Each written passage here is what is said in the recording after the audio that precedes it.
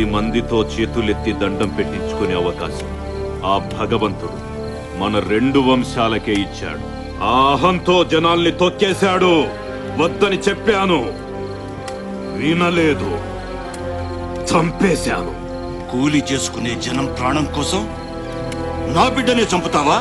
తప్పు. జనం వేరు, మనం వేరు కాదు. అందరి ప్రాణం ఒక్కటే. ఇక ముందు ఇలాంటివి జరగకూడదు. జరుగుతాయి. ఏం చేస్తావు?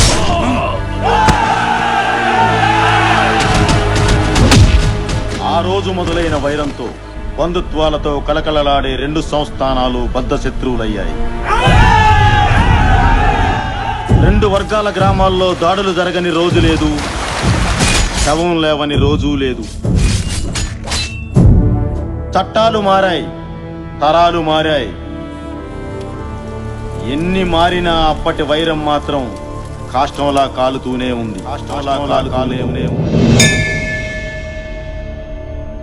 2 తరాల నుంచి ఈ అకృత్యాలను తన కళ్లతో చూసిన ఆ 2 వంశీకులకు సంబంధికుడైన రాజా రంగనాయకులు ఆ వంశాల మధ్య రాజీ ప్రయత్నం చెయ్యాలని సంకల్పించాడు.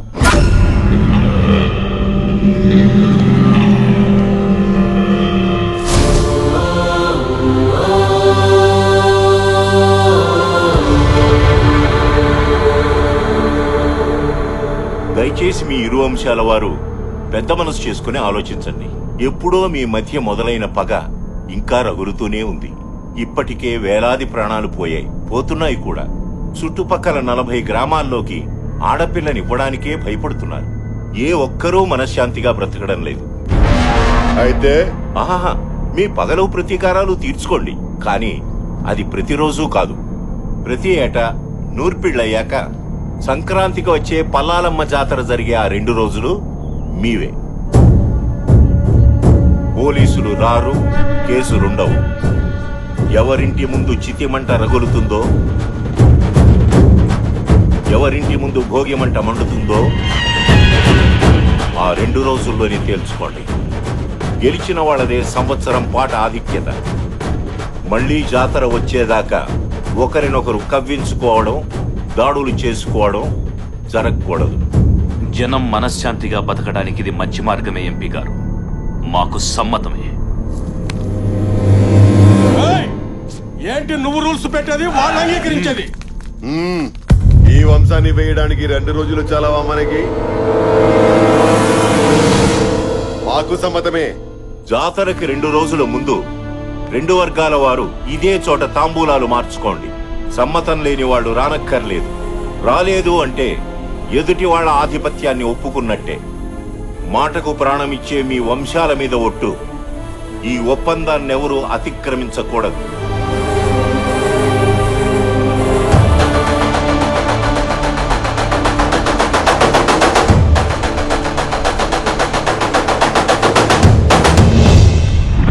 ఆ నిర్ణయం ప్రకారం అప్పటి నుంచి జరుగుతున్న ఉత్సవాల్లో వాసురెడ్డి వారే గెలుస్తున్నారు. జనం ఆనందంగానే ఉన్నారు. కానీ ఆ వంశస్థులు ఒక్కొక్కరిగా నేలరాలి చివరిగా వాసిరెడ్డి వీరసింహుడు ఒక్కడే మిగిలాడు.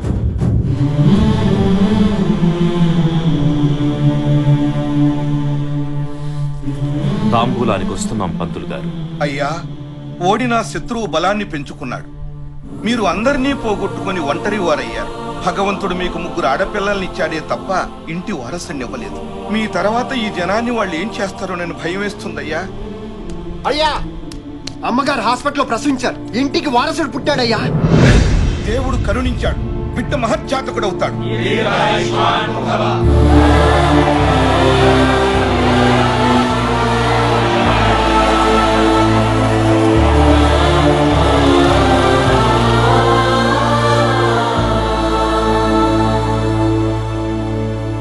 మావయ్య, బిడ్డెక్కడ?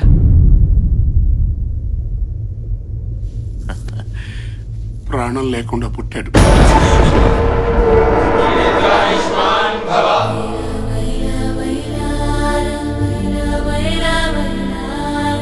వంశోద్ధారకుడు పుట్టాడన్న ఆనందం కన్న తండ్రి చూసుకునేంత వరకు కూడా మిగలలేదు. కర్మలుడు గారు. ఈ విషయం వసుంధరకు తెలుసా? తెలియదు అల్లుడు గారు.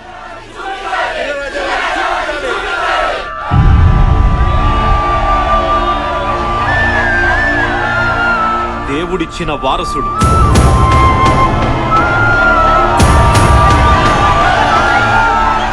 నా తరువాత జనానికి బలం లేదనుకున్న వారికి ఆ భగవంతుడు పంపిన బ్రహ్మాస్త్రం.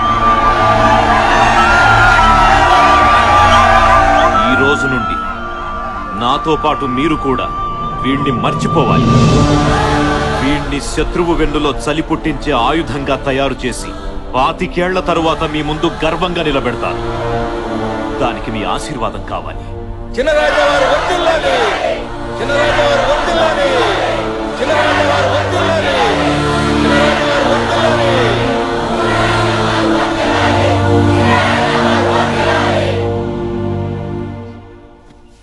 పూర్తి చేయండి మావయ్య. అలా చెప్పారేమిటి అల్లుడు గారు? ఏం చేయమంటారు మావయ్య?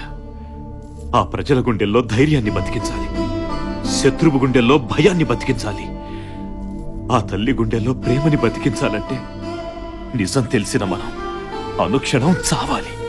మరి వారసుడు ఎలా వస్తాడు? నా తరువాత జనాన్ని కాపాడడానికి నా బిడ్డ కాకపోయినా ఆ దేవుడు ఎవరో ఒకరిని పంపిస్తాడు. అప్పటి వరకు పోరాడుతూ ఉండడమే. పూర్తి చేయండి.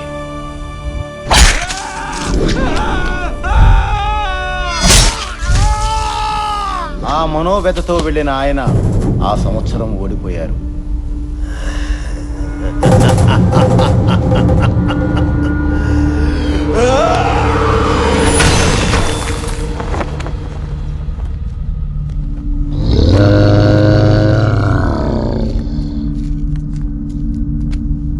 మా ఇంట్లో మనుషులు చస్తే పండగ చేసుకున్నారు, వాడింట్లో వారసుడు పుడితే పండగ చేసుకున్నారు కదా. ఈ రోజు నుంచి ఈ ప్రాంతంలో ఎవరు మగబిడ్డని కనడానికి వీల్లేదు. పుడితే మాకే పుట్టాలి.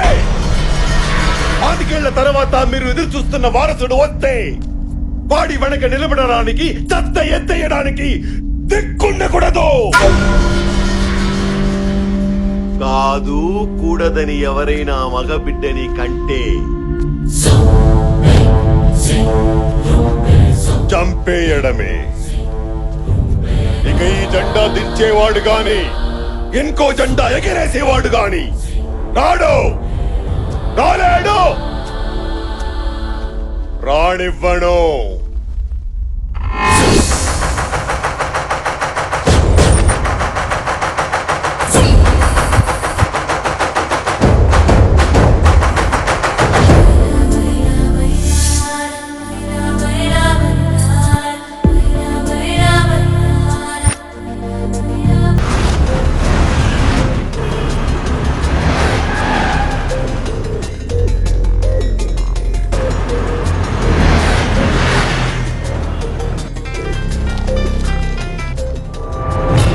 మోహన్, నీ బిజినెస్ జరగాలన్నా నువ్వు బతికుండాలన్నా నేను అడిగిన అమౌంట్ ఇవ్వాలి. నా కెరీర్ లో ఫస్ట్ టైం 5 సార్లు ఫోన్ చేయించుకున్నావు. ఫస్ట్ టైం నేను నీకు 5 సార్లు ఆన్సర్ చేశాను. నీ డిమాండ్ కరెక్ట్ కాదు. ఇండస్ట్రీస్ట్ గా నేను ఎదగడం తప్పు కాదు. పెట్టే.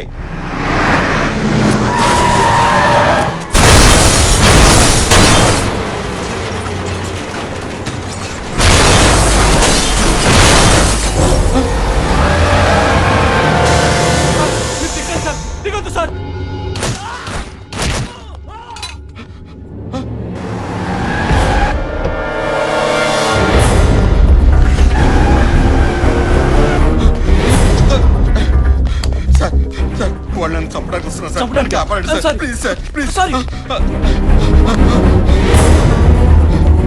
సార్ సార్ సార్ నన్ను కాపాడండి సార్. వాళ్ళని చంపడానికి వస్తున్నారు సార్. చంపితే చావు, మధ్యలో మమ్మల్ని చావమంటావా? అది కాదు సార్. అర్థం కదా? Hello, yes